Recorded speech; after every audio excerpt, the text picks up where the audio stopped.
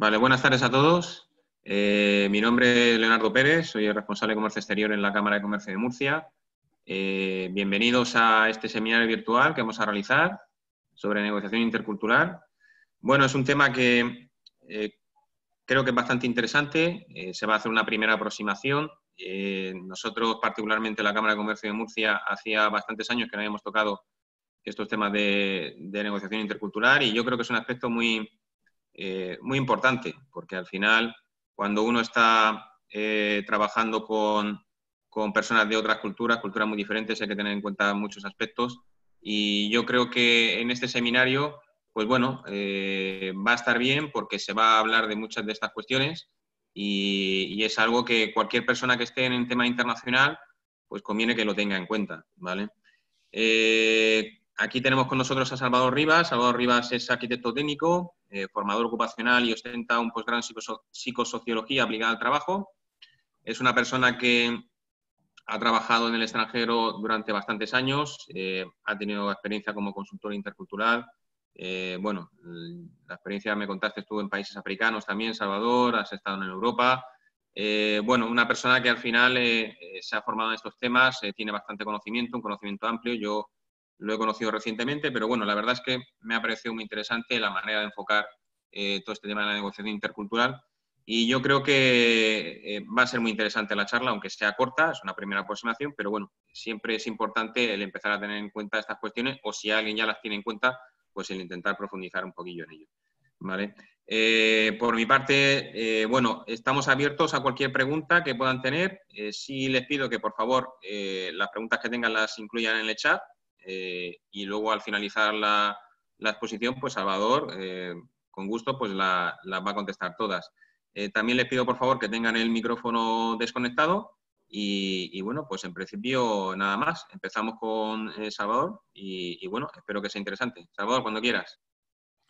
Perfecto, pues muchas gracias Leonardo por la introducción, muy buenas tardes a todos y quisiera empezar, como no, dando las gracias a la Cámara de Murcia por la invitación a esta casa. Es para mí todo un honor poder hablar ante todos ustedes y quisiera seguir dando las gracias a todos por estar aquí. Y es que el tiempo es nuestro bien más preciado. Es por ello que me halaga la atención de 42, 3 personas ya que tenemos ahora mismo. Pero no me limitaré a daros las gracias de boquillas, sino que honraré cada minuto de vuestra atención, proporcionándoos muchísimo valor en muy poco tiempo. Dicho lo cual, al toro. Todo el mundo es perfectamente consciente del potencial de crecimiento que representa el mercado internacional. O sea, no es infinito, pero es inabarcable. Inabarcable. Pero claro, es que no hay rosas sin espinas. Y este potencial viene acompañada de una serie de barreras que ya teníais superadas o que no existen en el mercado nacional. O sea que la internacionalización ofrece un gran potencial, pero no gratis, es a costa de unas barreras añadidas. Y estoy hablando de las barreras logísticas, legales, jurídicas, aduaneras, lingüísticas, políticas, que os voy a contar a vosotros que no sepáis. Sé que la Cámara de Murcia está haciendo un gran trabajo ayudando a sus socios a superar estas barreras. Pero es que la Cámara de Murcia ha detectado, no se duerme en sus laureles y ha detectado una barrera más, que es la barrera cultural.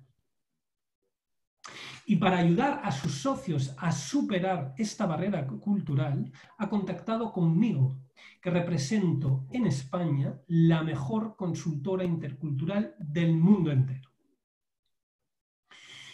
Quiero aclarar que no pretendo sustituir a los expertos en internacionalización, ni quiero ni puedo hacerlo, sino que yo vengo a complementar dicho conocimiento con el conocimiento intercultural.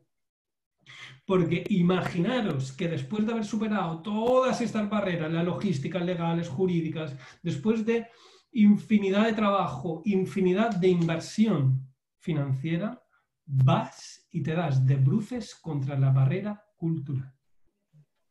sea, tanto nadar para ahogarse en la orilla. Y he visto muchos ejemplos de lo que acabo de decir.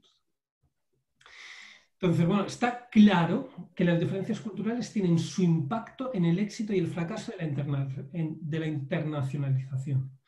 Pero durante el seminario de hoy no voy a hablaros de mi opinión personal, sino que quiero aportar datos objetivos que demuestran hasta qué punto llega dicho impacto. Entonces, existe un estudio de la Universidad de Georgetown, que veis en pantalla, donde se pregunta a 162 personas de otras tantas empresas las razones que les llevaron a fracasar en sus misiones internacionales.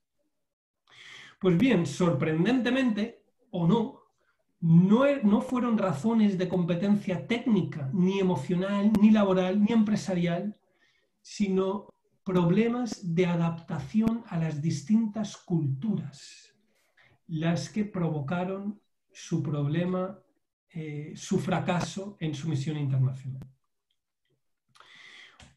Otro estudio, llevado a cabo por KPMG, arrojó unos datos demoledores, y es que solo el 16% de las fusiones y adquisiciones internacionales añaden valor a las partes. Solo el 16%. Luego, mientras que un 54% destruyen valor y el 30% de ellas no aportan diferencia alguna. Algunas de estas fusiones fallidas fueron Citroën-Fiat, que ya no están juntas, Renault y Volvo, que ya no están juntas, o Alitalia y KLM, que ya no están juntas. O sea, y todos estos fracasos matrimoniales tuvieron su origen en las diferencias culturales. Y ya por acabar, os voy a dar el último dato, y es que según PricewaterhouseCoopers, el 65% de los directivos consideran que las diferencias culturales son todo un reto a la hora de gestionar equipos multiculturales. Podría hablar horas y horas acerca de empresas o proyectos que se han ido al garete por culpa de choques culturales, pero prefiero utilizar el tiempo que nos queda en daros pautas concretas de cómo evitarlo. Por supuesto, y quiero ser muy claro en esto, por supuesto que una compañía multinacional puede seguir siendo competitiva pese a ignorar el impacto de la cultura en los negocios. Hay muchos ejemplos allá afuera. Y puede que usted represente una de las empresas que triunfan, que son competitivas pese a no tener en cuenta la cultura a la hora de hacer negocios. Pero desde luego, cualquier compañía podría ser mucho más competitiva gestionando el impacto de la cultura. Entonces, si usted está muy por encima de su competencia, pues no tiene nada que preocuparse. Pero es que si su competencia anda cerca, pues el derribe de las barreras culturales puede ser la ventaja competitiva que incline la balanza hacia uno u otro lado, hacia usted o hacia su competidor. Y quién sabe si su competidor no está viendo este webinar. Pero bueno, ¿de qué hablo cuando hablo de cultura? Pues voy a poner un ejemplo. Por favor, escribidme en el chat qué veis en la imagen de la pantalla. Pues la mayoría de las personas ven una rana. Pero es que hay algunas otras que ven un caballo. Entonces, bueno, os voy a pedir que inclinéis un poquito la cabeza hacia la derecha, o sea, hasta aquí, si me miráis a mí.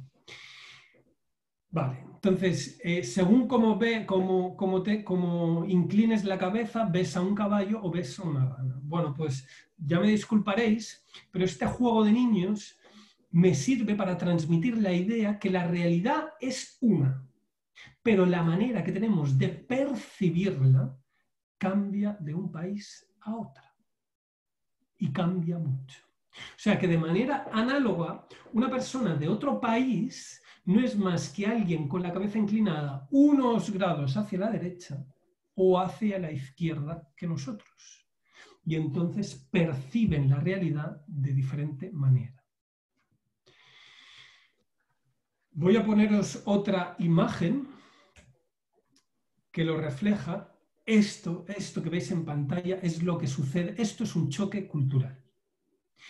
Y me diréis, sí, esto es una bobada y es muy evidente, es muy intuitivo, muy bien, pero es que a veces no es tan intuitivo. A veces la diferencia es más sutil.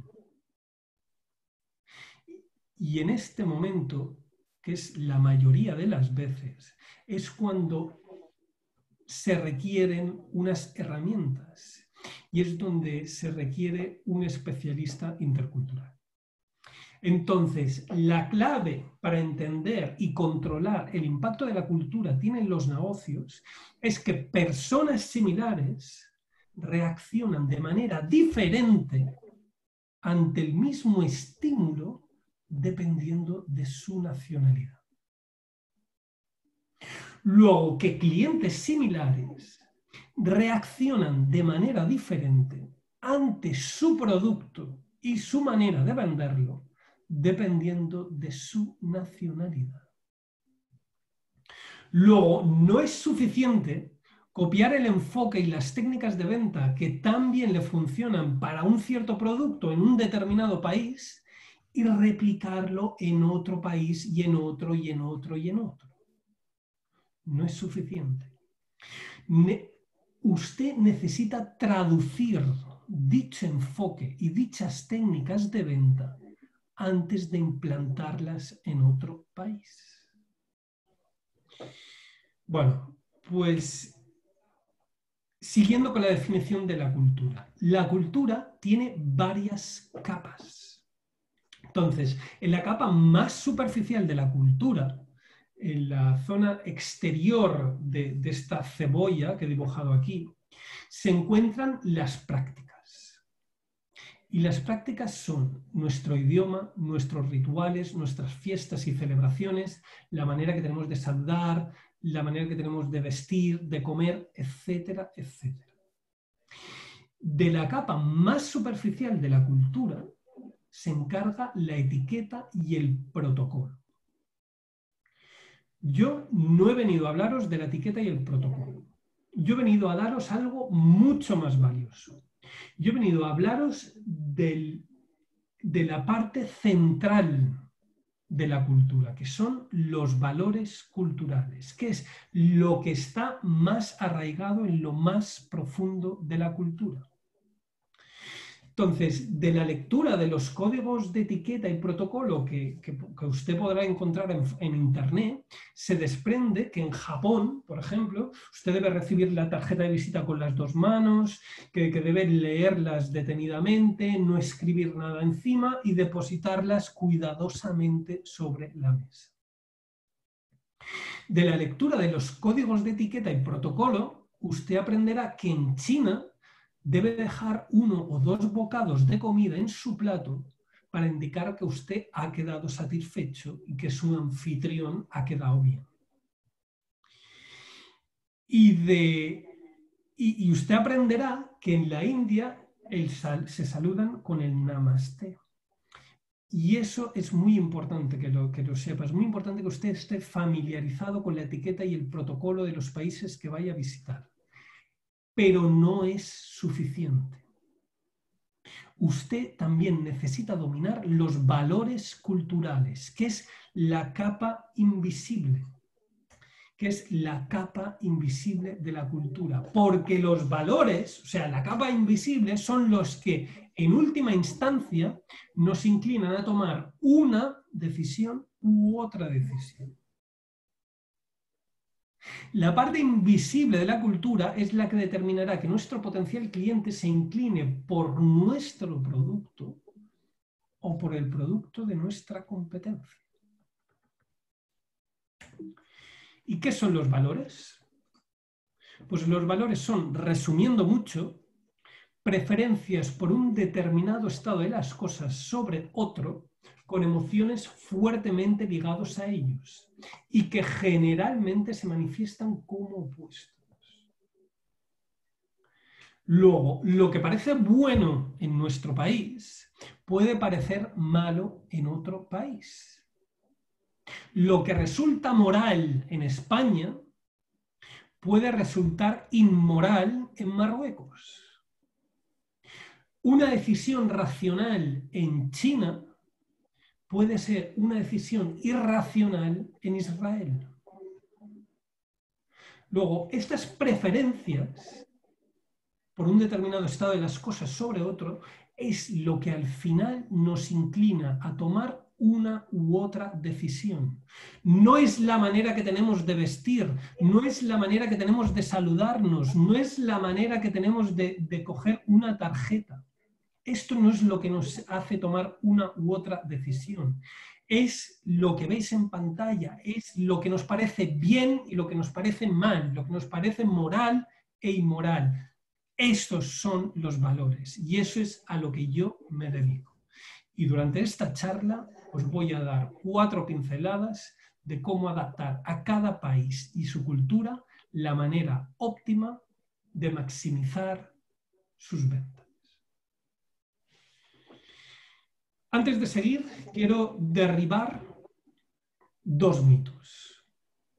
El primer mito es que he escuchado muchas veces algo como, bueno, es que a mí no me afectan las diferencias culturales porque mi ámbito de trabajo es Europa. Y piensan que en el mundo existen solo 2 maneras de trabajar, la occidental y la oriental, la nuestra y la suya. Pero esta simplificación no hará más que perjudicar sus resultados. Porque es que Oriente es extremadamente heterogéneo en cuanto a cultura se refiere. Y Occidente también. Los hay que van un poquito más allá y dicen que hay 3 Europas. 3 Europas. Europa del Este, Europa Occidental y Europa del Sur. Y es cierto que estas 3 clasificaciones tienen rasgos en común, pero también hay diferencias. Y las voy a demostrar. Y estas diferencias no son tan evidentes, no son tan intuitivas y le pueden arruinar el trato. Luego, de la misma manera que unos creen que Europa es igual, otros creen que todos los asiáticos, sean chinos, tailandeses, vietnamitas, compran y venden de la misma manera. O también que visto un país africano, vistos todos. Pero esta no es la verdad. Hay mucha más diversidad de la que creemos. Y el mito número 2 que quiero derribar ahora mismo es la diferencia que hay entre el idioma y la cultura. Estos 2 conceptos están relacionados, pero no son lo mismo. No son lo mismo. Disculpe, creo que alguien tiene el micro encendido, por favor, apáguenlo. Muchas gracias. Estaba hablando de los idiomas, no confundir idioma con la cultura. Está relacionado, pero no es lo mismo.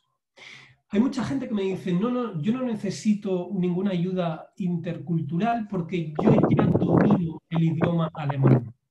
Pues bien, le voy a decir que son 2 cosas diferentes, que usted puede que domine el idioma alemán, pero este no implica necesariamente que domine la cultura alemana, que es la manera en que toman sus decisiones. Entonces, están relacionados, pero no es lo mismo. Una cosa es la barrera lingüística, que para ello necesitamos un traductor o aprender este idioma, pero luego está la barrera cultural. Y esto se ve perfectamente en el caso del español, porque es muy común pensar que por el hecho de hablar español, todos los hispanohablantes tenemos la misma cultura y por tanto la misma mentalidad a la hora de hacer negocios. Pero es que cualquier profesional con experiencia profesional en Hispanoamérica podría hablarnos de las diferencias de carácter a lo largo y ancho de Hispanoamérica. Salvador, Sí. Perdona, la pantalla me dicen que está en blanco. Sí, lo hago adrede. Vale, vale, ya está. Sí, porque no tengo ninguna diapositiva que mostrar y cuando quiero que me miráis, que me prestéis atención a mí, la Vale. pongo en blanco. Perfecto, ya está aclarado, gracias. Gracias, Leonardo. Bueno, entonces, llegados a este punto, hemos visto que la cultura tiene su impacto en los negocios. También nos hemos puesto de acuerdo en la definición de la cultura. Y hemos derribado dos mitos acerca de la cultura. Ahora, la siguiente pregunta es, ¿podemos controlar el impacto de la cultura en los negocios? ¿Podemos hacer tangible algo tan aparentemente intangible como es la cultura? O sea, ¿podemos medir la cultura en cifras?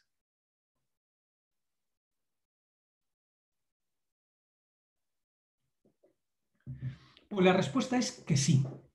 Y podemos, gracias a este señor.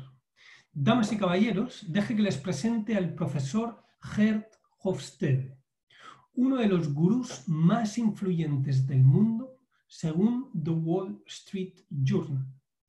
Vean aquí el elenco de personalidades que comparten esta lista con él. O sea, aquí está Bill Gates, aquí está Stephen Covey, aquí está Michael Dell y aquí está Jack Welch. O sea, imagínense lo influyente que ha llegado a ser este señor.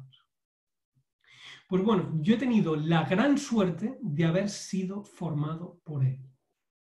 El profesor Hofstede me enseñó a traducir su investigación científica en soluciones aplicables a los negocios. Me enseñó a utilizar su modelo para superar barreras culturales. Y me enseñó a utilizar su investigación científica para hacer las empresas internacionales más competitivas, para maximizar sus ventas y para abrir nuevos mercados. Porque es que la persona que sea capaz de dominar los matices culturales de sus clientes, proveedores y empleados, conseguirá mejores resultados. Y alguno se preguntará, ¿pero por qué es tan prestigioso? Pues porque decodificó la cultura. ¿Y cómo funciona ese modelo que creó el profesor Hofstede para decodificar la cultura? Pues bien, puede que estén familiarizados con el sistema RGB, Red, Green, Blue, rojo, verde y azul, que son los tres colores primarios. Bien, pues cualquier color en la pantalla de su ordenador contiene una cierta cantidad de rojo, una cierta cantidad de verde y una cierta cantidad de azul. De manera que podemos definir cualquier color mediante tres cifras diferentes. Por ejemplo, esta tonalidad de naranja se define así. Y esta tonalidad de púrpura se define con estas tres cifras. Podemos pensar que cada color primario es una dimensión con una escala del 0 al 255. Pues de la misma manera que el profesor Hofstede desglosó la cultura nacional de cada país, de la misma manera, el profesor Hofstede desglosó la cultura nacional de cada país en 6 cifras diferentes. Y de la misma manera que podemos definir cualquier color en 3 cifras, podemos definir cualquier cultura en 6 cifras diferentes. Aquí tenéis 6 ejemplos. Y lo que se puede medir en cifras, se puede comparar, se puede gestionar, se puede anticipar, se puede controlar. Señores y señores, podemos controlar el impacto de las diferencias culturales en su negocio. ¿Y quién en su sano juicio no quiere poder controlar el impacto de un factor que puede alterar sus resultados, sea cual sea? Bien, pues hasta el momento hemos definido 111 países diferentes y estamos trabajando en definir el resto. Y no nos hemos sacado estas cifras de la chistera, ni nos las hemos inventado, ni las hemos supuesto. Estas cifras que ven en pantalla son el resultado de encuestas con una muestra muy numerosa y válida que se ha ratificado una y otra vez. Luego, no es que yo haya ido a pasar una semana en Alemania y haya supuesto o haya tomado el pulso a lo que yo he visto en mi entorno. Es que estos son datos tomados de manera científico-académica. ¿Vale? Podría hablar horas y horas acerca de los detalles de esta investigación, pero prefiero usar el tiempo que nos queda para daros pautas concretas para mejorar la eficacia en vuestro labor. Y llegados a este punto, la pregunta es, bueno, pues ¿a qué corresponde cada una de estas 6 cifras o colores primarios de las que se compone cada cultura? Pues bien, corresponden a cada uno de los 6 dilemas básicos con los que cualquier sociedad se enfrenta. Hay 6 preguntas que cualquier sociedad se hace a diario. Todas las sociedades se hacen las mismas preguntas. Ahora bien, la respuesta que cada sociedad da a cada una de estas 6 preguntas es diferente. Y mediante el modelo hemos medido cada respuesta a cada una de las 6 preguntas por cada país. Entonces, cuando doy cursos de una jornada de duración, me entretengo un buen rato para describir cada una de estas 6 dimensiones. Pero bueno, por motivos de tiempo voy a resumir las 2 primeras a modo de ejemplo. Y lo voy a hacer utilizando una historia personal. Y es que cuando tenía 27 años, me destinaron a Kenia para diseñar y gestionar la construcción de un hospital. Este era mi segundo trabajo en el extranjero. Yo soy el chico blanco y los 2 caballeros que hay a mi lado son los miembros de mi equipo. Son mi encargado de obra a la izquierda y mi ingeniero en el centro. Me sorprendió muchísimo al llegar ahí que ellos 2 me llamaran Chief todo el tiempo. Decían, yes, Chief, así se hará, Chief, no problem, Chief. Y a Chief.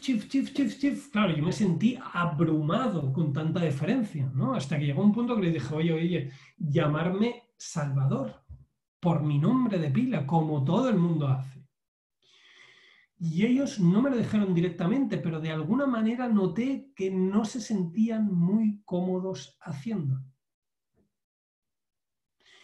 Y nada, pocos días después compartí esta anécdota con un compañero español que llevaba con mucha más experiencia que yo en ese lugar. ¿Y cuál fue mi sorpresa cuando me dijo que nunca tendría que haber pedido a los miembros de mi equipo que me llamaran por mi nombre de pila? Porque no había nada malo en el hecho que me llamaran Chief, porque esto era precisamente quién era yo. Luego, pidiéndoles que no me llamaran Chief, era como si les dijera que yo no era su supervisor. Pidiéndoles que no me llamaran Chief, era como socavar mi autoridad. pidiéndoles que no me llamaran chief, era como decirles que estaba bien si no cumplían con las instrucciones que les daba. O sea que la formalidad chief y la autoridad en sí estaban tan estrechamente ligadas que si una fallaba, entonces la segunda se debilitaba tremendamente. Entonces, cuanto más formalidad chief hubiera, más respeto por la autoridad y en consecuencia más funcional la estructura era. Entonces, dejé que me llamaran chief, aunque fuera solo por el bien de la empresa y del proyecto. Bueno, pues llamamos a esta primera dimensión distancia con el poder. Y es el grado en que los miembros más humildes de la sociedad aceptan y esperan la desigualdad social. Y nótese que acabo de decir que los miembros más humildes de la sociedad aceptan y esperan que el poder está mal repartido. Porque claro, es muy fácil aceptarlo si tú estás entre los afortunados.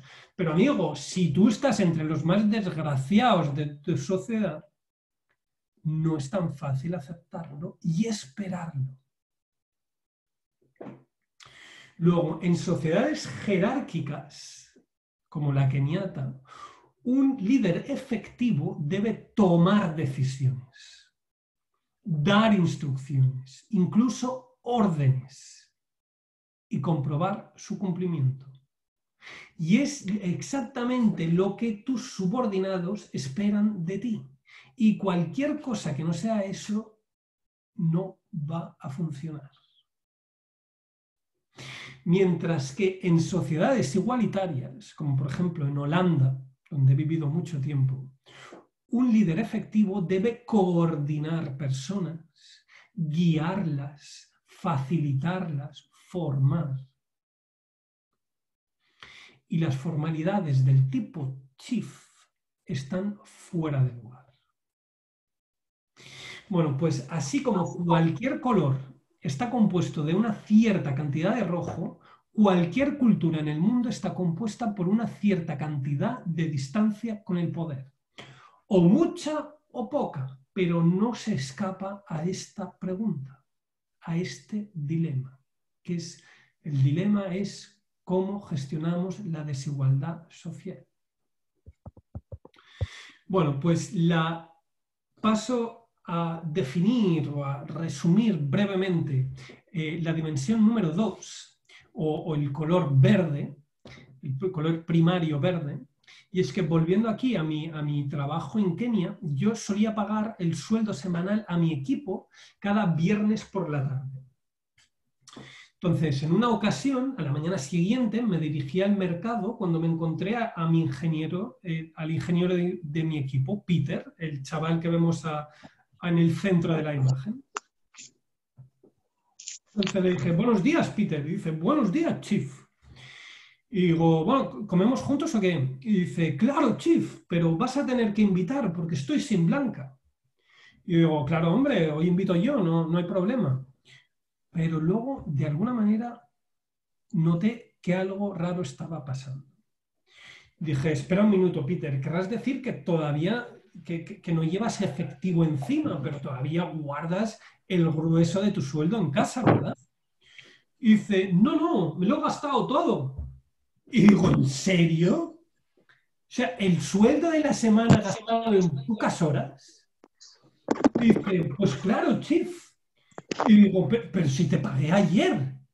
Y dice, pero eso fue ayer. Ya no me queda nada. Y digo, ¿qué esperaba, Chief? Y digo, bueno, pues yo intentaré que mi sueldo dure hasta mi próximo día de paga. Y el Peter me mira condescendientemente y me dice, usted no entiende nada, Chief. Y dice, este pueblo es muy pequeño. Aquí nos conocemos todos. Y todo el mundo sabe que trabajo para el hombre blanco. Luego, todo el mundo sabe que el viernes por la tarde yo cobro la paga. Luego, todo el mundo en el pueblo sabía que ayer yo tenía un taco fresco de billetes en el bolsillo. Claro. Dice, primero, mi madre vino y me exigió parte del sueldo para comprar unos zapatos nuevos a cada uno de mis 3 hermanos pequeños. Luego vino la tía y me pidió ayuda porque el tío está enfermo en el hospital y debe pagar el tratamiento. Dice, y finalmente vino el vecino quejándose de goteras en su casa y me pidió ayuda para reparar el techo. Dice, y hoy, Chief, no me queda ni un céntimo con el que comprarme un triste plato de arroz. Dije, wow, Peter, esto es mucha gente a la que ayudar. Y digo, y entiendo que quieras ayudar a tus padres, a tu madre, a tu tía. Digo, pero tienes que ayudar a tus vecinos también. Y el tío me vuelve a mirar con la misma cara y me dice, usted no entiende nada, Chief. Dice, yo tengo una responsabilidad hacia mi comunidad. Dice, mi comunidad me ha ayudado 1000 veces. Dice, aquí, si uno de nosotros tiene un problema, es el problema de la comunidad. Si uno de nosotros triunfa, es la comunidad quien triunfa. Luego, gracias a la comunidad que colectivamente pagó cada una de las tasas de mi universidad, hoy yo soy un ingeniero. Y ahora, siendo ingeniero, ha llegado el turno de ayudar a mi comunidad contribuyendo con mi salario de ingeniero. Y el día que sea demasiado viejo para trabajar, la comunidad cuidará de mí. Tiene sentido, ¿verdad? Bueno, pues llamamos a esta dimensión individualismo. Y en sociedades individualistas, como por ejemplo en Holanda, cada uno se cuida a sí mismo y a su familia más inmediata. Y esto significa pareja e hijos menores de edad. Punto. Mientras que en sociedades colectivistas como la keniata, todo el mundo está integrado dentro de familias fuertemente cohesionadas. Y entiéndase aquí familias como familias extendidas, incluyendo a primos, amigos y vecinos. Todo el barrio. Y estas comunidades protegerán a cualquiera de sus miembros, no solo durante la infancia, sino durante toda la vida. Pero no gratis, a cambio de lealtad incondicional. Y una lealtad incondicional significa que los recursos se reparten. Oiga, que usted trabaja de sol a sol y a fin de mes su sueldo se reparte. ¿Qué le parece? ¿Cómo le sienta? Bueno, pues así como cualquier color está compuesta de una cierta cantidad de verde, cualquier cultura en el mundo está compuesta por una cierta cantidad de colectivismo. Bueno, pues ahí ha estado la breve resumen de las dos primeras dimensiones. Quedarían 4 por explicar. Y entonces, una vez tengo dos dimensiones, puedo colocarlas, puedo colocar uno en el eje de las X y el otro en el eje de las Y. Y sucede algo mágico. Y es que veo de una manera gráfica que las dimensiones no actúan de manera independiente e aislada, sino que las dimensiones interactúan entre ellas e influyen las unas con las otras. Entonces, claro, yo en una pantalla de ordenador solo puedo representar 2 dimensiones, pero tienen que hacer el esfuerzo mental de ver 6 dimensiones, no 2 ni 3, sino 6 dimensiones.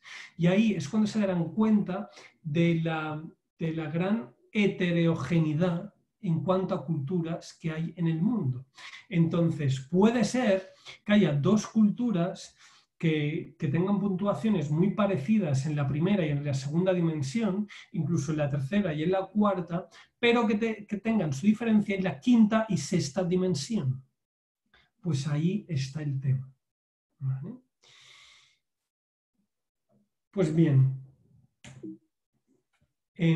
como digo, no tengo 2, sino 6 dimensiones diferentes, que son estos colores que veis aquí, y a partir de estas cifras, con su correcta interpretación, un experto intercultural como yo puede daros pautas concretas de cómo adaptar a cada país y su cultura la manera óptima de llevar a cabo todo el proceso de ventas.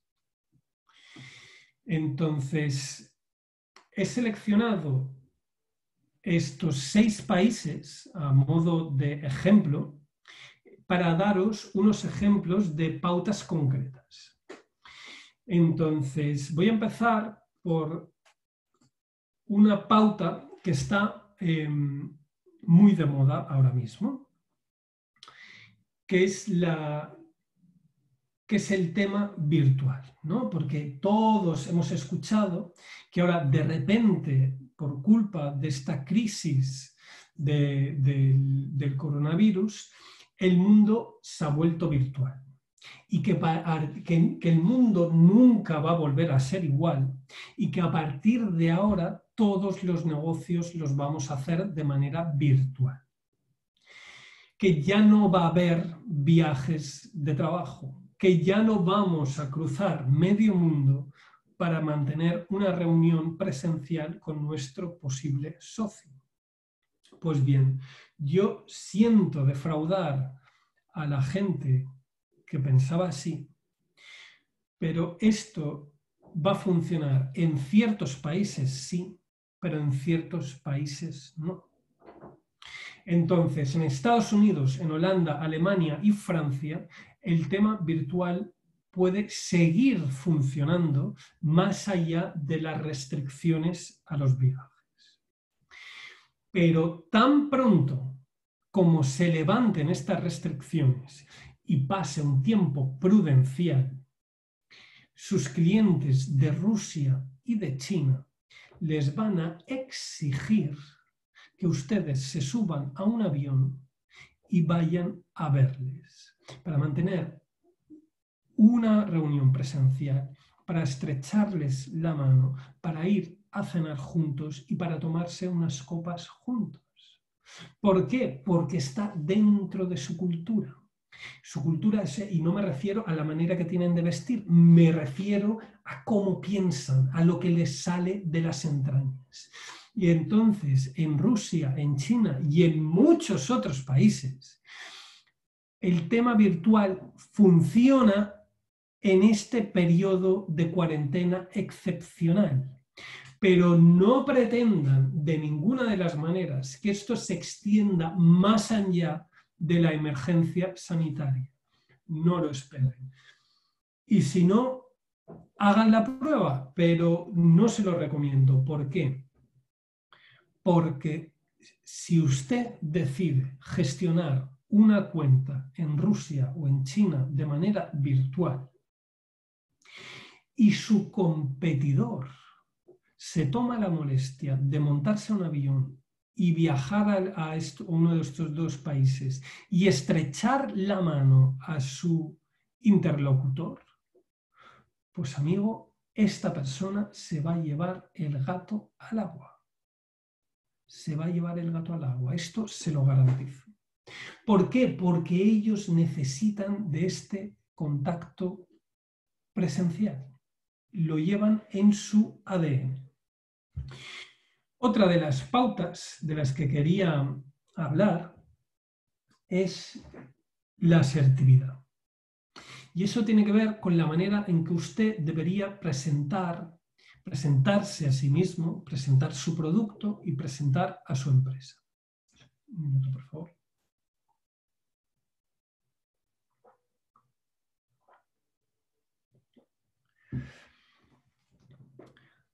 Pues, por ejemplo, en Estados Unidos, usted debe ser muy asertivo. ¿Qué quiere decir con eso? Quiere decir que usted debe decir: yo, mi producto y mi empresa somos los mejores del mundo. Aunque no sea verdad. Aunque no sea verdad, se espera de usted que diga eso. Porque si no, usted va a pasar como alguien mediocre. Mientras que en Holanda no les gustan estos superhéroes, no les gustan la gente asertiva, sino que son muy, muy modestos. Entonces usted no puede decir: yo, mi empresa y mi producto somos los mejores del mundo, aunque sea verdad. Aunque sea verdad, no lo puede decir. ¿Por qué? Porque pasaría por un cantamañanas. Pasaría por un cantamañanas. En Holanda, donde he vivido y trabajado mucho tiempo, tienen un dicho que refleja a la perfección esta idea que intento transmitir. El dicho dice: ten cuidado que tu cabeza no sobresalga por encima de las demás cabezas, porque de lo contrario corres el riesgo de ser decapitado. O sea, imagínese cómo tratan a los que van de superhéroes por el mundo. Y luego, en Alemania, o sea, el país vecino, usted debe decir que usted, su compañía y su producto son los mejores del mundo, siempre y cuando sea verdad. Y no es suficiente con que lo diga, usted debe demostrarlo. Usted debe presentar sus credenciales. Por ejemplo, tiene que decir: yo soy ingeniero por la universidad de tal y me saqué mi doctorado por la universidad de cuál. Credencial. Mi empresa ganó el premio a la empresa más competitiva de Alemania dentro de mi sector. Y enseña su credencial. Y dice: y el producto que le vengo a presentar ha superado todas las pruebas de calidad con nota. Y presenta su credencial. No en vano son los alemanes quienes se inventaron las ISO 9000. No es coincidencia, es porque ellos necesitan ver credenciales que demuestren la calidad de un producto o de un proceso o de un servicio. Lo necesitan. Entonces, imagínese por un segundo, ¿qué sucede cuando un vendedor americano va a presentarle un producto a un comprador holandés? Pues, fiel a su cultura, el tío va a actuar como superhéroe, diciendo, alardeando de las bondades de su producto. Bueno, pues, ¿qué va a pensar este comprador holandés? Pues va a pensar: este tío es un cantamañanas. No me creo nada. Este tío es un fanfarrón. Y le va a descartar. Y ahora, imagínese el caso contrario, que va un vendedor holandés y le presenta su producto a un comprador americano. Pues claro, el holandés va con toda su humildad a presentarle su producto diciendo solo las verdades, sin exagerarlas en absoluto. ¿Qué va a pensar el comprador americano? Pues claro, está acostumbrado a los vendedores americanos, entonces aplica un coeficiente de minoración, digamos, mental, y este tío holandés va a pasar por mediocre. Y este producto va a pasar por mediocre. Y le va a descartar. Entonces, imagínense la sutilidad que estoy describiendo, que usted acaba de superar las barreras lingüísticas, logísticas, aduaneras, legales, jurídicas, una millonada, y se topa con esta burda diferencia cultural. Sería mejor evitarla. Bueno, pues pasando a Francia, usted debe comportarse como un elegante diplomático. ¿Qué quiere decir con eso? Pues que usted debe vender, pero pretender que no está vendiendo, que está con otra cosa, pretendiendo que está teniendo una conversación interesante con un socio, por ejemplo. ¿Por qué? Porque en Francia hablar de dinero se considera sucio. Entonces, a ver, está claro que todos hacemos negocio al final por dinero. Pero hay que guardar las formas. Y entonces en Francia usted no debe hablar, no debe sacar el tema de dinero hasta que no es absolutamente imprescindible. Hasta que no lo saque su interlocutor. O sea, deje que el cliente pida el precio, pero nunca lo saque usted. Y en Rusia y en China, es verdad, pues es lo mismo que he contado en el caso de Estados Unidos y Holanda. Entonces Rusia sería como Holanda y China sería como Estados Unidos. Aparte, en China y en Rusia, usted debería tener mucha paciencia. Entonces, si usted tiene prisa por cerrar un acuerdo este trimestre, cerrar un acuerdo con un nuevo cliente este trimestre, no se moleste a ir a Rusia ni a China, porque no lo va a conseguir. O sea, usted no puede pretender viajar a Rusia o a China y en un par de días regresar con un contrato firmado bajo el brazo. No funciona así. No funciona así. Entonces, ¿por qué? Porque ellos necesitan tiempo para cultivar y nutrir una relación personal.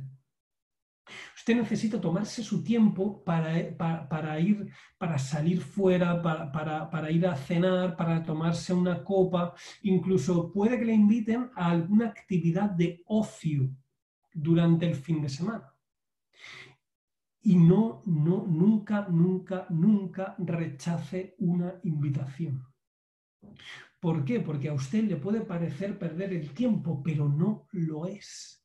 Cuanto más tiempo pase con sus potenciales socios, más puntos está ganando usted. Y entonces usted necesita entrar dentro de su círculo de confianza. Entonces, y yo lo entiendo perfectamente, yo también me he visto ahí, que usted viaja a la China o viaja a Rusia, usted lleva un jet lag tremendo, ha dormido de aquella manera en la butaca del avión, se ha pasado todo el día de reuniones y ahora incluso ha soportado la cena y ahora le invitan a tomar la última copa y usted dice, no, por favor, deje que me vaya al hotel, que tengo mucho trabajo, necesito abrir el email para mandar, para responder a estos tres o cuatro emails que me queden, quiero conectarme con mi familia para decirles que estoy bien y quiero descansar un poco. Vale, pues lo entiendo perfectamente su situación, pero es que usted, si ha viajado hasta China o Rusia, usted debe pasar tiempo con ellos, porque es la manera en que se hacen los negocios. Es así, es así. Y también les voy a contar que en Rusia y en China, ustedes no deberían mandar o asignar a estos países a un empleado o a una persona que sea muy, muy joven. Digamos, a este joven talento con muchísimo potencial. Y es lo que suele pasar, porque el joven, bueno, pues normalmente domina más idiomas y mejor, puede que no tenga tantas ataduras familiares, se cansa menos, entonces tiene más aguante en los viajes, etcétera, etcétera. Pero es que a un joven, o sea, ellos, tanto en Rusia como en China, asocian la madurez de una persona con la jerarquía. Y entonces, si usted manda a un joven allí, es como ellos ven a este joven como alguien que no está empoderado para tomar decisiones. O incluso peor, pueden tomar ofensa, porque dicen, si me mandan a este jovencito, será que no me respetan, o que no me toman en serio, o que no toman en serio mi cuenta.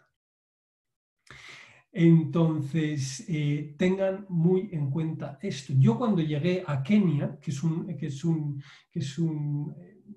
en este sentido puntúan de manera muy similar a Rusia y a China, a mí uno de los consejos que me dieron fue que me dejase crecer la barba. ¿Por qué? Porque yo tenía, claro, a los 27 años tenía cara de niño, me decían, bueno, déjate crecer la barba al menos, vas a parecer algo mayor. Y por el amor de Dios, nunca digas que tienes 27 años. O sea, tú diles que tienes al menos 33. Entonces no lo van a notar, pero no digas que tienes 27 años porque te van a perder el respeto. Y no es cuestión de respeto, es cuestión de que funcionen las cosas.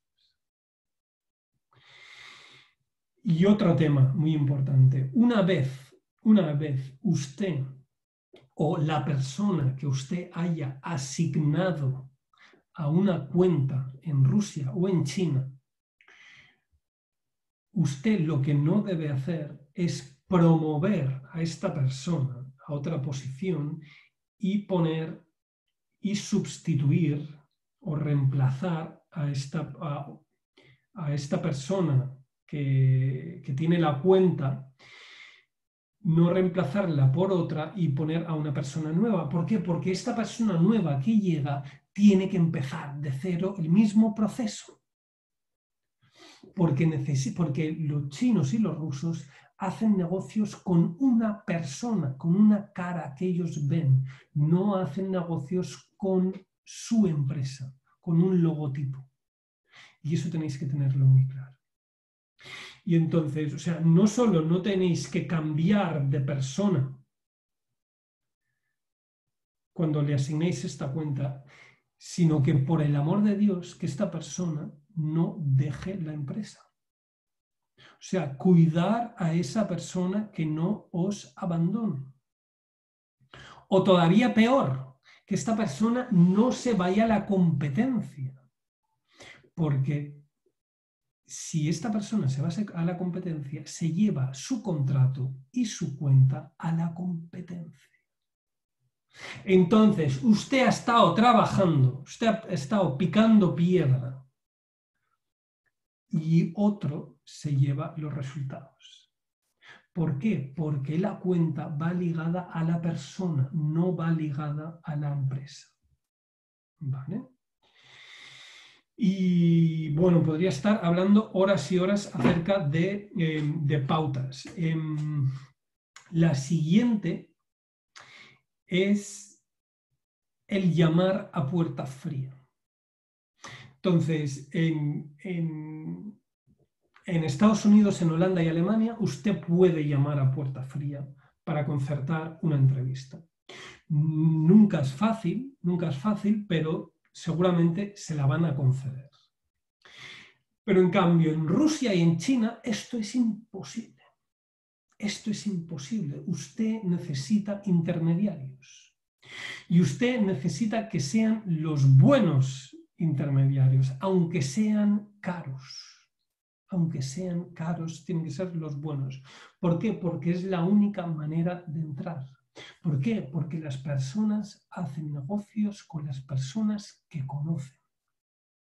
No se sienten cómodos haciendo negocios con perfectos desconocidos. Entonces, un intermediario puede ayudar mucho. Y el caso de Francia es algo intermedio.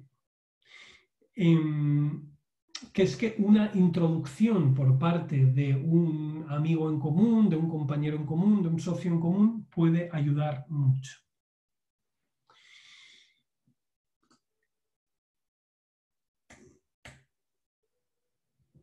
Y ahora voy a hablar del razonamiento inductivo y el razonamiento deductivo. Ustedes dirán, bueno, que voy a empezar a hablar acerca de filosofía, pues de alguna manera, pero voy a poner un ejemplo muy concreto. La manera que usted debe presentar un producto en concreto cambia de un país a otro. Y cambia mucho. Entonces, por ejemplo, en Estados Unidos y en Holanda, si usted pretende vender una crema cosmética antiedad, por ejemplo, que quita las arrugas, usted debe ir al grano. Y usted puede decir, la mejor manera de proceder es enseñar una foto de antes y una foto de después. O sea, esta persona tenía estas arrugas, se puso este producto, esta crema en la cara y consiguió estos resultados. Directo al grano, de manera empírica. Mientras que en Alemania, en Francia, en Rusia y en China, perdón, no, en China no, aquí me he equivocado, la diapositiva está mal, aquí debe poner inductivo, razonamiento inductivo, pero en Alemania, Francia y Rusia debéis utilizar un razonamiento deductivo. ¿Y esto significa? Pues mire, este producto, esta crema antiedad, está compuesta con unos principios activos que atacan el centro de la célula y hace que se rejuvenezcan todas las células del cuerpo y por tanto desaparecen las arrugas del rostro de cualquier persona y luego y como resultado tienes que esta persona la usa, esto es antes y después de usarla. Quiero decir que los alemanes y franceses necesitan saber el principio que hay detrás. Necesitan la explicación científica. Mientras que a los americanos, a los holandeses y a los chinos no les importa la explicación científica. Ellos necesitan saber qué funciona. No por qué, no les importa el por qué, necesitan saber que funciona. Dicen, si esto ha funcionado 100 veces, entonces esto va a funcionar para mí. El principio que hay detrás de ello no les importa. Mientras que los alemanes tienen una necesidad que les viene de las entrañas en entender el porqué de las cosas. Entonces, bueno, estas han sido unas 4 o 5 pautas concretas de cómo adaptar a cada país y su cultura la manera óptima de llevar a cabo todo el proceso de ventas. Y esto que ven aquí es lo he apuntado antes, estos son las puntuaciones mínimas y máximas para cada una de las dimensiones de los países de la Unión Europea. Entonces, los rangos cambian de 100 a 11, de 80 a 27, de 100 a 5. Esto es para que vean la diversidad que tenemos en nuestro continente. Y en cuanto a las pautas que os he dado, claro, es la correcta interpretación de las cifras que os he enseñado antes me ha permitido daros esas pautas concretas que os ha dado, pero no solo tengo pautas concretas de cómo adaptar a cada país y su cultura la manera óptima de llevar a cabo el proceso de ventas, de exportación o de desarrollo de negocio, sino que tenemos pautas concretas para adaptar a cada país y su cultura el estilo ideal de negociación, de influencia, para reclutar personas, para motivar personas, para liderar personas, etcétera, etcétera, etcétera. Entonces, podemos adaptar la manera óptima de desempeñar estas 33 habilidades laborales que veis en pantallas a cada país. Y ya digo, repito, no nos hemos sacado estas pautas de la chistera, ni las hemos inventado, ni las hemos supuesto. Estas pautas son el resultado de una rigurosa investigación científico-académica. Entonces, la próxima vez que interactúe con una persona de otro país, le animo a que recuerde el seminario de hoy y que actúe en consecuencia, que adapte su estilo de ventas a su interlocutor y verá cómo notará la diferencia.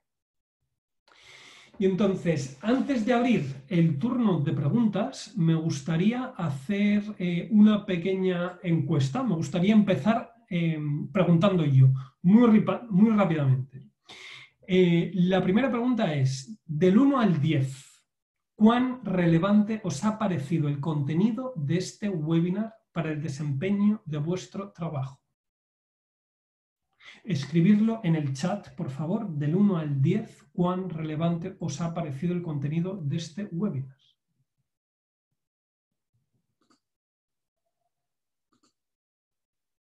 O 10, 8, 7, 9, 7, 8... Vale, gracias. Última pregunta también, del 1 al 10. ¿En qué medida os gustaría ampliar el conocimiento intercultural?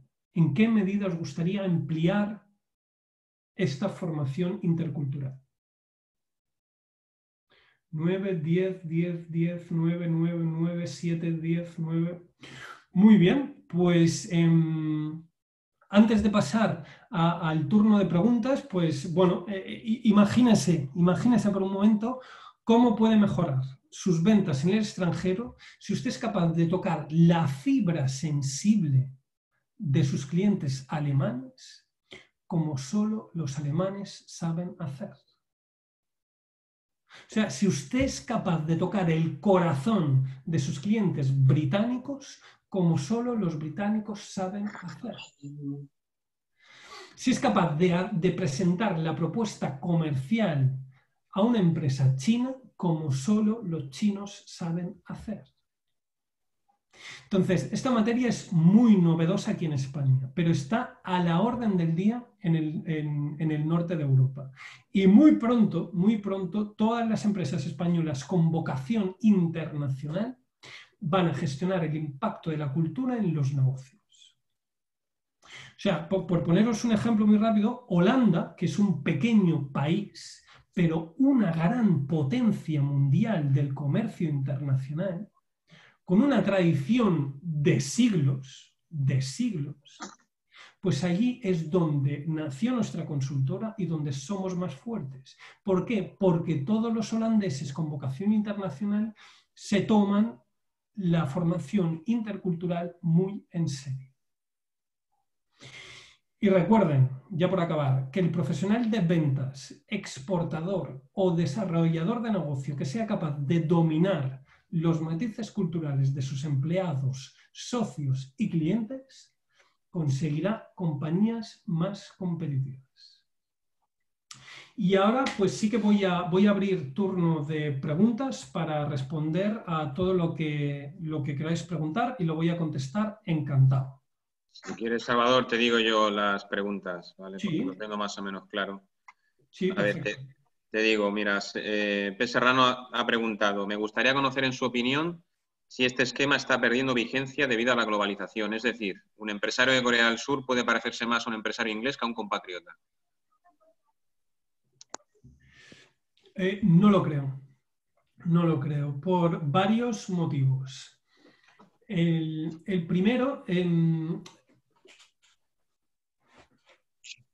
o sea, es cierto, no voy a negar la globalización, pero y se habla muy a menudo acerca de que la globalización, se habla de que el mundo se está convirtiendo en una aldea global. Bueno, pues lo que está sucediendo es que puede que las culturas converjan, pero convergen, y ahora lo enseño en pantalla, a nivel superficial. Entonces, antes he explicado, cuando tenía esta diapositiva, he explicado que en la parte superficial o más externa de la cultura está la manera de vestir, la manera de comer, la manera de saludarnos, la manera o sea, la manera de saludarnos, nuestras fiestas, celebraciones, etcétera, etcétera. Entonces, un empresario norcoreano, es verdad que se puede poner unos vaqueros, unos pantalones vaqueros como los americanos, puede beber una Coca-Cola como los americanos o puede ir a comer en un Burger King como los americanos. Pero la manera que él tiene de gestionar su empresa no es como los americanos, sino que él gestiona su empresa como un norcoreano, como un surcoreano. O por ponerlo de otra manera, o sea, estas pautas que he dado, un surcoreano no necesita un enfoque, quiero decir, no le va a ir bien el tema virtual como los americanos, sino que seguirá comportándose con la comunicación virtual igual que se comportan los surcoreanos. O a la hora de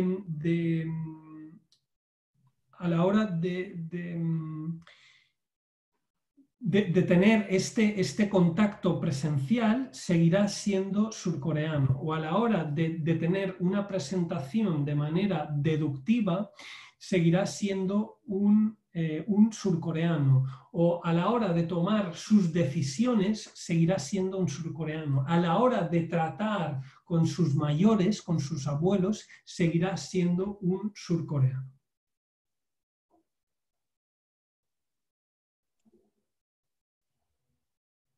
No sé si he contestado a tu pregunta. Si no lo he hecho, por favor, insiste, pregunta otra vez y encantado voy a recoger el guante. Vale, Salvador, pasa a la siguiente pregunta. Nos pregunta Iciar García, bueno, le gustaría saber en el caso de países árabes cómo sería, por lo menos alguna de las variables que has comentado. Sí, voy a volver aquí. Pues mira, tema en los países árabes, desde luego presencial. Presencial sin lugar a dudas. Debe ser asertivo. Entonces, muy fuerte en lo que piensas. Quiero decir, no dudes en decir que tú, tu producto y tu empresa sois los mejores. Vas a necesitar intermediarios. que te ayuden a abrir el camino si es tu primer contacto con ellos. Quiero decir, en tema o sea, llamar a puerta fría no va a valer. Y luego necesitas son deductivos, o sea, necesitas explicar el por qué funcionan las cosas antes de explicar qué funciona.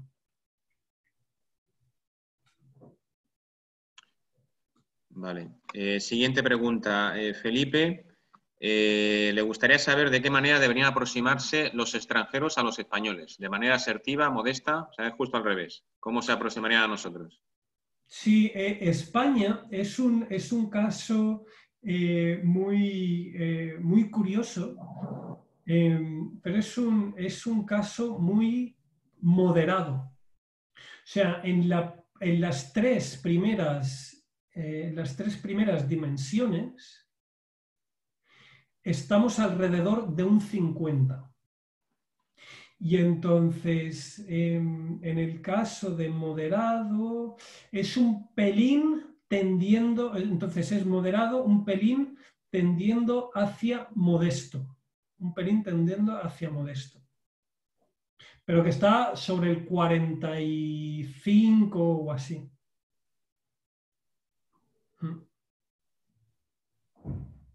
Vale, también Felipe nos pregunta, ¿equivalencia de edad igual poder? ¿Existe la misma equivalencia en el género en los países en los que se está hablando? Depende del país. Depende del país.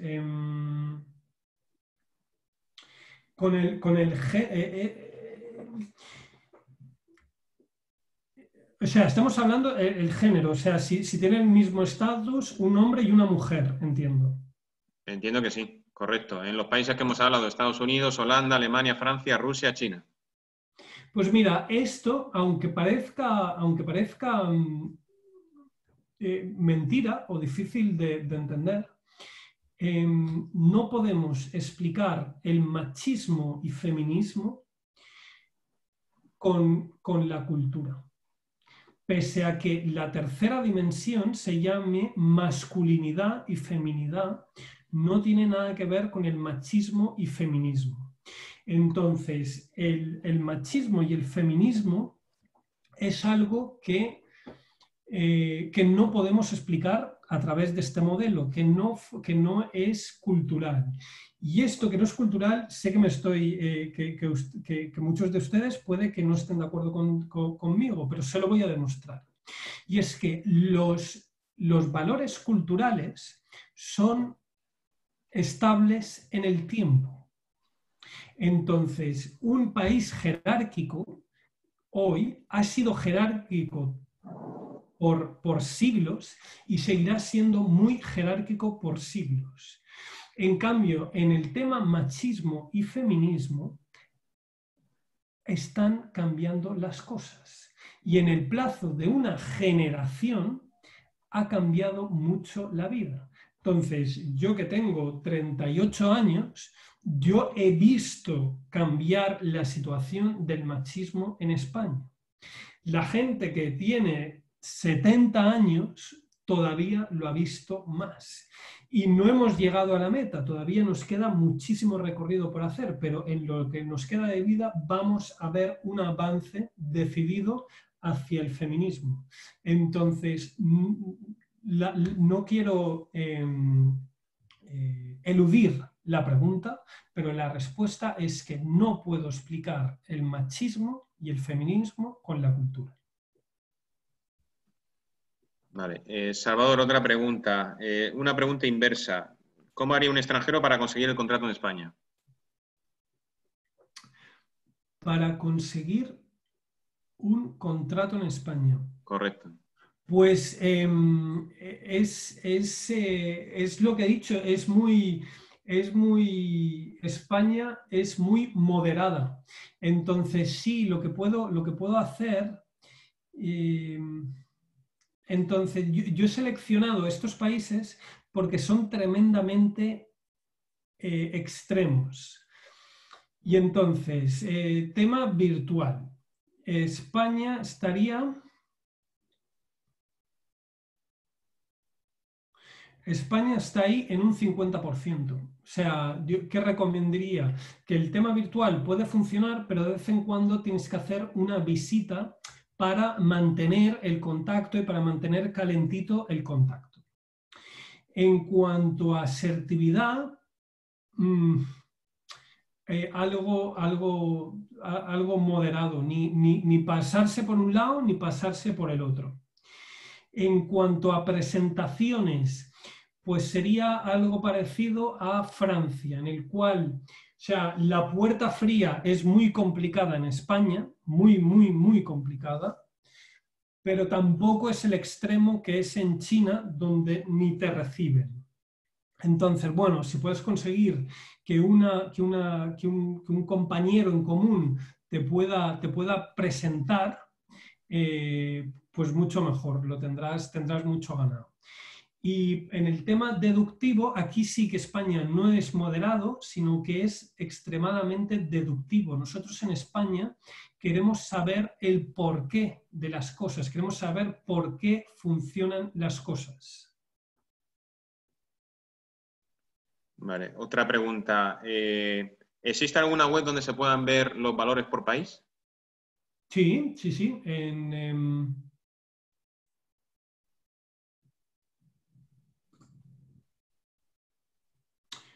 Vale, pues lo que pone en mi correo, lo que veis aquí, o sea, www.hofstedeinsights.com. Ahí están disponibles. Muy bien. Otra pregunta. Ciar nos dice, ¿qué significa cuando pone sistema de ventas lineal? Sí, deja que regrese a la... Bueno, entiendo que ya habéis podido copiar la dirección. Lineal. Entonces, pongamos, por ejemplo, que un proceso de ventas típico podría componerse de 6 pasos. Primero sería establecer el primer contacto. El segundo sería establecer confianza, identificación de necesidades, presentación de la propuesta comercial, negociación del precio y cierre del trato. Estos seis pasos más o menos se repiten. Bueno, pues en Estados Unidos, en Holanda, Alemania y Francia, estos pasos están perfectamente delimitados y se llevan a cabo de manera lineal uno detrás de otro. Luego no pasas al siguiente hasta que no es completado el paso anterior. Mientras que en Rusia y en China esto no tiene por qué ser así, sino que la frontera entre un paso y otro es a menudo muy difusa. Y no solo eso, sino que ya tú puedes estar en el paso número 5 a punto de cerrar el trato y de repente los chinos te piden volver a identificar necesidades o incluso peor, a identificar, a crear una confianza. Y claro, mucha gente que va a la China y se encuentra con esto, bueno, pues se piensan que les están tomando el pelo, que la gente no es seria, que se están riendo de ellos, etcétera, etcétera. ¿Y qué hacen? Abandonan. Y eso es lo peor que pueden hacer, porque los negocios con China y en Rusia es una maratón. Es una maratón que requiere paciencia. Y cuando tú ya estás desesperado, que los chinos y rusos te van llevando la cabeza de un lado para otro, que dices, ostras, estamos yendo para atrás en vez de avanzar, pues de repente, ¡paf!, te mandan un correo y te hacen el encargo firme. Y claro, y toda esta gente que ha abandonado, hay mucha gente que, ya te digo, que trabaja un montón y abandona por este motivo, porque no entienden que ellos utilizan un sistema no lineal. Otra pregunta. Nos dicen cómo se identifica un cantamañanas. ¿Cómo se identifica un cantamañanas? Pues desde luego, si es un holandés o un ruso y se comporta de manera exagerada, quiero decir, exagera las bondades de su producto, su empresa, etcétera, etcétera, este es un cantamañanas.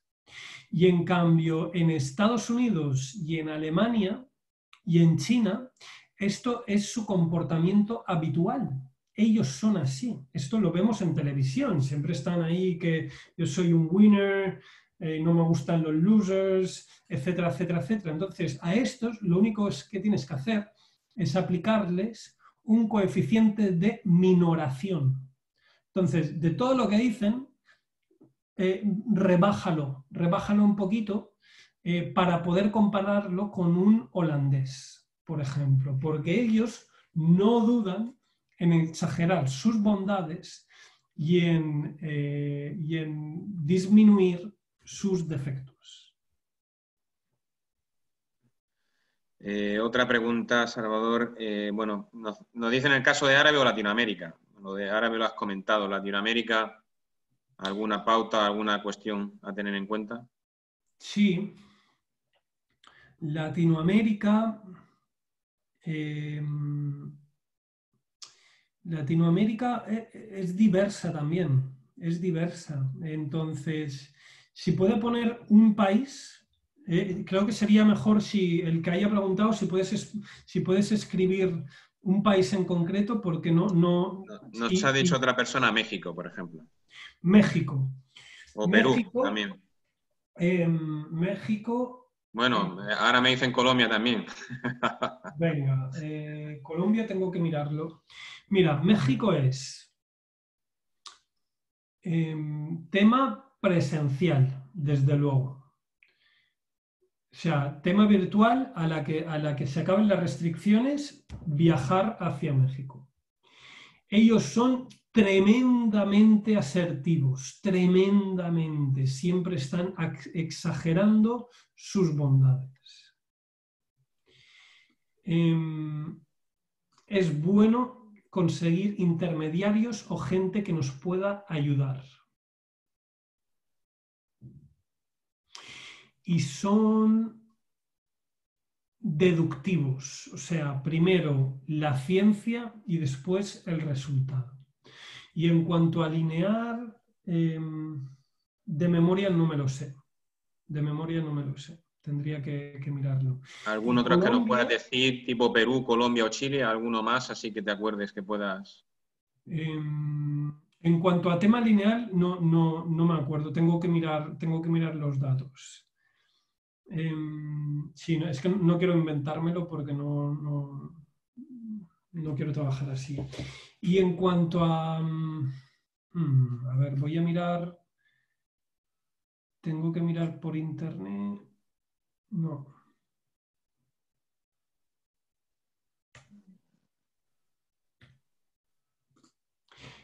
No lo sé, tendría, si acaso, escribirme un correo y os lo voy a contestar.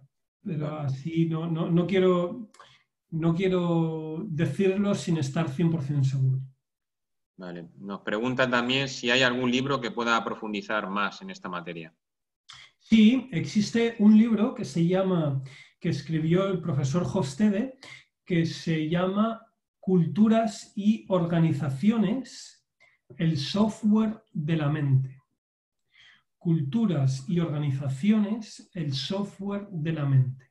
Este es un libro científico, con unos datos, con datos científicos, ¿no? Escrito por un doctor de la universidad, ¿no? Por otro lado, voy a decir en primicia que yo, juntamente con unos compañeros, estamos preparando un libro donde hemos tomado mucho más fino donde hemos tomado este modelo creado por el profesor Hofstede y lo estamos enfocando y en el cual damos pautas concretas de cómo adaptar a cada país y su cultura la manera óptima de llevar a cabo el proceso de ventas, de exportación y de desarrollo de negocio. Entonces, lo estamos ultimando y saldrá a la luz a finales de este año. Muy bien. Pues nada, Salvador, creo que... Bueno, la última pregunta, ¿vale? ¿Y la lealtad cómo la explicarías? Sí, la lealtad significa que los clientes americanos no sienten, no tienen ningún problema en cambiar de proveedor cuando les interesa, ¿no? Entonces, si hay un cambio, bueno, pues no te van a dar explicaciones, te dicen, bueno, te mandan un correo, te mandan una notificación oficial y te dicen, bueno, a partir de tal día se interrumpe nuestra relación profesional o nuestro acuerdo de distribución, sea lo que sea, y no tienen ningún problema en hacerlo y no se les... no le ponen ningún tipo de atadura emocional a los contratos. Mientras que en Holanda y en Alemania, pues ya les cuesta un poco más y antes de cambiar de proveedor te van a avisar. Te van a decir, oye, que un competidor me ha hecho una oferta mejor que la tuya, me ha puesto otro tipo de otro precio, me ha puesto otra garantía, me ha puesto otra plazo de entrega, etcétera, etcétera, y estoy considerando cambiar de proveedor. ¿Tú podrías igualar estas condiciones? Y en caso de que las iguales, muy probablemente se van a quedar contigo, porque sienten lealtad hacia sus proveedores. Y les gusta, y no les gustan las aventuras y cambiar de proveedor alegremente. Entonces, claro, esto son dos caras de la misma moneda. Entonces, una cultura leal te perjudica a la hora de establecer, de conseguir nuevos clientes, pero lo bueno, la cara amable, es que esto te protege una vez ya estás dentro. Muy bien. Pues nada, Salvador, muchas gracias. Yo creo que ha habido bastantes preguntas al final, así que ha habido interés en el seminario. Yo espero que a todo el mundo les haya gustado y bueno, que al final pues, puedan profundizar o bien si nosotros organizamos algún curso o bien ellos también por su cuenta pues ya han podido ver un poco alguna cuestión que pueda interesarles, igual que el libro que has comentado. Y bueno, pues nada, en principio la semana que viene continuaremos, vamos a hacer otro seminario sobre contratación internacional y bueno, les animo que si alguien está interesado en el mismo, pues que se pueda inscribir igual que lo ha hecho en el día de hoy. Y nada, le enviaremos un sondeo de opinión y también le enviaremos un enlace para que puedan ver el vídeo, porque hemos grabado la charla de hoy. Y nada más, muchas gracias a todos y gracias, Salvador, a ti, ¿vale? Perfecto, muchas gracias a la Cámara, gracias a ti, Leonardo, por la invitación. Ha sido un placer hablar ante los empresarios de Murcia y que tengan todos mucha suerte. Muy bien, gracias. Hasta luego. Hasta luego.